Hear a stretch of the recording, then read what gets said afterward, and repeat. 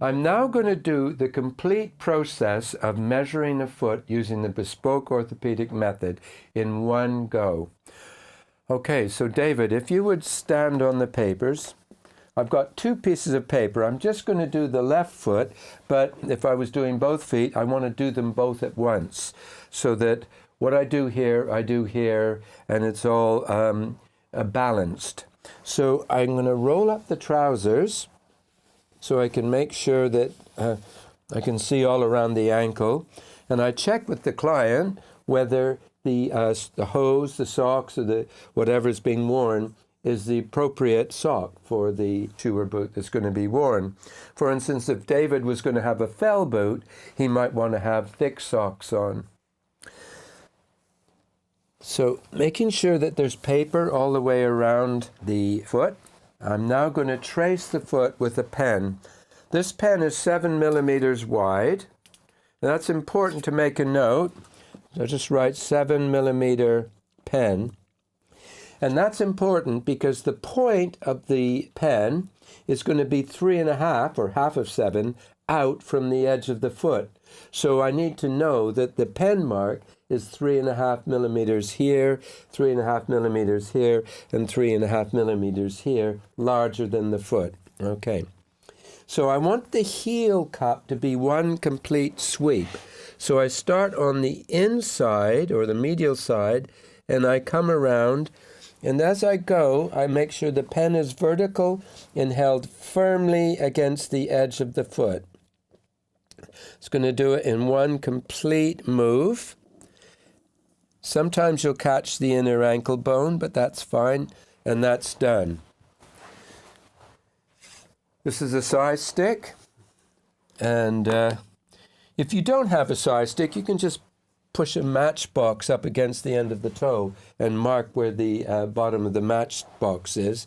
But we have this beautiful tool. And so David is now standing. So as I push that in, I can see that the standing measure is 262. So I go ST for standing, 262. Okay, so that's done. So now I'm holding David's foot. So David, if you could sit, please. So now that foot hasn't moved on the paper. Pick up the size stick. And now I move in, and we have 259.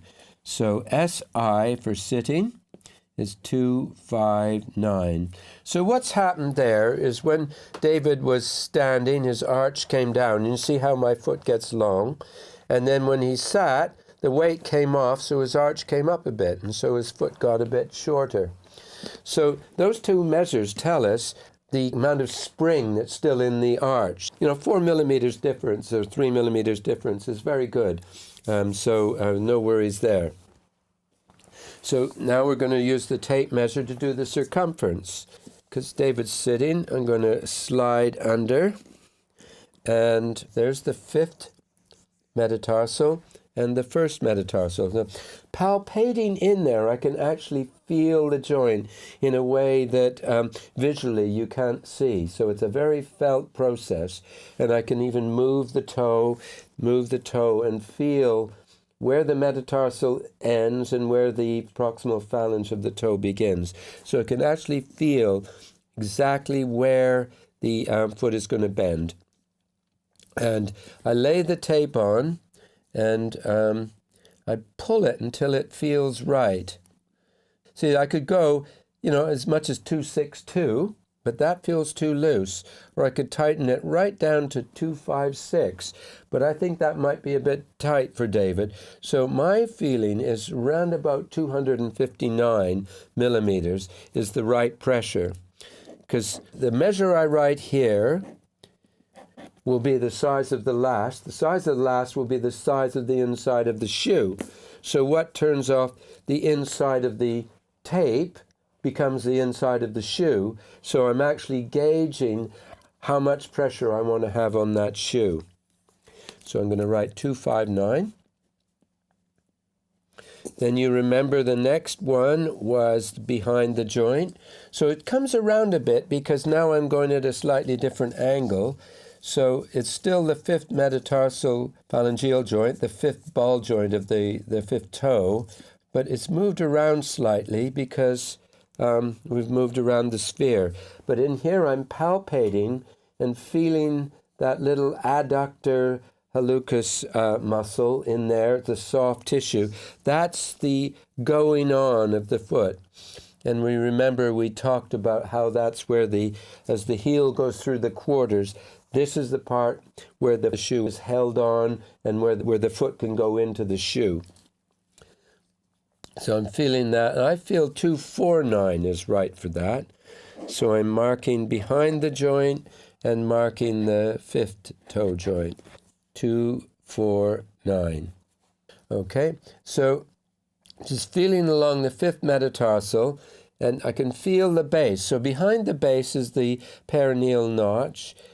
There's the lump of the base, and I want to come just forward of that, and I can feel the muscles of the digiti minimi abductor muscle that pulls the little toe out. Nice soft part of the foot that I can hold the shoe on with. And now my thumb, I come up the second metatarsal, the first metatarsal, there's like a groove in between. I come up, and suddenly that groove ends, and there's the first cuneiform and the second cuneiform. It's the second cuneiform I want, and I can just feel in there and feel the bone through all the tendons and tissues, and I can feel the front, the anterior lipping, very, very distinctive. So I'm going from there to there. So bring the tape from there to there on top of that bone, and I'm just measuring that. And that's coming out at about, feels right at about 246. Laying that flat, tracing the tape both sides. So from this I'll be able to tell when I'm making the last, everything forward of this is metatarsals and will not bend. Everything behind is little square bones like cuneiforms and navicular cuboid. These are where the flexing and the shock absorption is. So the fourth measure, I come back, and there's the peroneal notch underneath there, and here's the top of the instep. You can see foot sweeps up, and suddenly it climbs the shin. Very, very distinct point. So in the peroneal notch and around the top of the instep, and that is 258. So marking that, and write 258. Now, at some point, and I haven't done it yet, I could have done it earlier, but at some point, before the foot moves, I want to measure the arch. So there's two things I want to do. I want to hold the pen at 45 degrees to the base plane, to the paper, and the reason for that is, say I'm measuring there, where the pen hits the paper and draws the line, because it's 45 degrees, from the edge of the foot to that line is the same as from the edge of the foot up, okay, because it's 45 degrees. And the other thing I want to do is keep the pen at 90 degrees as I come along. There's the axis of the foot, 90 degrees to the axis. And that's because I want the pen mark here to be represented directly by the pen mark inside. So a lot of people make the mistake of going like that, but of course then they don't know what part of the line is being represented. So 45 degrees and parallel to or 90 degrees to the axis, and I just come along in one sweep. Okay, so David, if you lift your foot off, you can see there's the arch line, and so I know at that point from there to there is the same as from there to there, because it's 45 degrees. So I know how high that arch is. The same here, that from there to there is the same as from there to there. So that's a very, very useful measure. And you can see how the foot comes underneath the ball joint. The ball joint curves under at that point.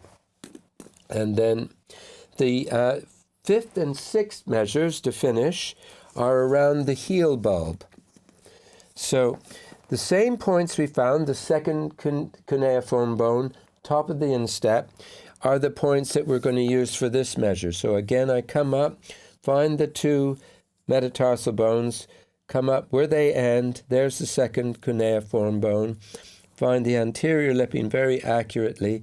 Put 0. You see the 0 there, straight on top of that. Then wrapping around, capturing the heel of the bulb and going on top. And there I have 361. See where the 3, 6, 1 crosses the 0. And so that's the long heel, L, H, long heel, 3, 6, 1. Now the top of the instep, I can put that there.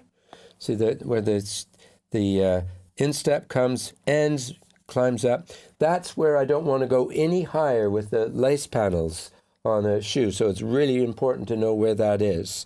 Otherwise, when you go to take a step, the laces dig into the foot. So hold it there, I come around, and this time I've got 339. So SH, short heel, 339. So now I have 1, 2, 3, 4, 5, 6 measures, 2 length measures. Now I just want to demonstrate why that short heel measure is important. So if David lifts his foot, it's this short heel measure is the pass line for a boot. So if you're making a Wellington boot or a zip-up boot or elastic-sided boot, this is where the foot just squeezes through and then the heel pops down. It's called the choke or the going on or the throat of the boot. So that short heel is a very critical measure. So if we take the foot off, here we have a standing length, a sitting length, a trace of the foot, and we know that that trace is 3.5 millimeters larger than the foot. And then we have the joint measure from the first toe joint to the fifth, the behind the joint, fifth toe joint to behind the joint. Instep measure going from just forward of the base of the fifth metatarsal.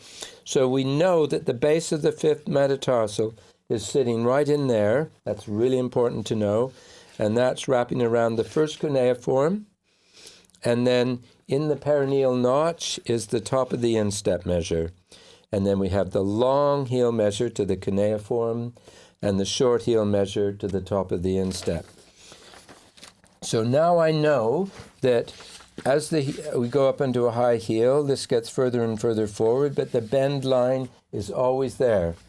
I also know that as the shoe gets higher, that the crank of the shoe, that the foot bends in there, and that's where you get pronation and supination and all that occurs. I know very, very accurately, in a way that you couldn't with a scan, I can predict every shape that the foot will take as it walks, as it jumps, as it stands, as it sits, and as it runs from this simple drawing.